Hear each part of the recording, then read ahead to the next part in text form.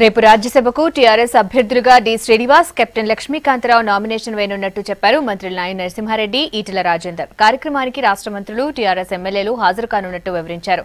MIM ఎమ్మెల్యేలను కూడా ఆహ్వానించామన్నారు. ఇప్పటికే అన్ని పత్రాలు రెడీ అయ్యాయన్నారు మంత్రులు.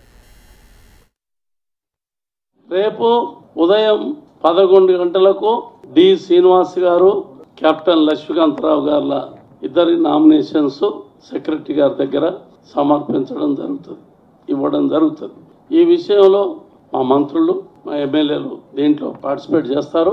మా మిత్రపక్షం ఎంఐఎంను కూడా పిలిచాం, నామినేషన్లో వాళ్ళు కూడా సహకరిస్తారు. ఒక అభ్యర్థి గెలవాలంటే కనీసం 40 మంది కావాలి. న్యాచురల్గా మీకు తెలిసి అలా ఏ పార్టీకి కూడా ఆ సంఖ్య లేదు. నాకు తెలిసి విజ్ఞతతో అందరూ కూడా యునానిమస్గా ఎన్నికలు కావడానికి సహకరిస్తారని చెప్పి ఆశిస్తా ఉన్నాం. ఎంఐఎం పార్టీ మొదటి నుంచి కూడా మాకు కొంత మిత్రపక్షంగా ఉన్న పార్టీ కాబట్టి వారి సహాయాన్ని కోరినాం.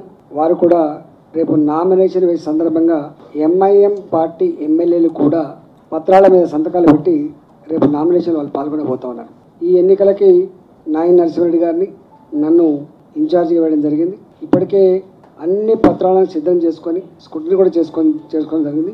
రేపు 11 గంటల 10 నిమిషాల నుంచి వెళ్ళి 12 గంటల మధ్యలో మంచి టైం ముహూర్తం ఉందని చెప్పడం వల్ల 11 గంటల 5 నిమిషాల తర్వాత 12 గంటల మధ్యలో ఈ నామినేషన్లు మేము దాఖలు చేయబోతున్నాం.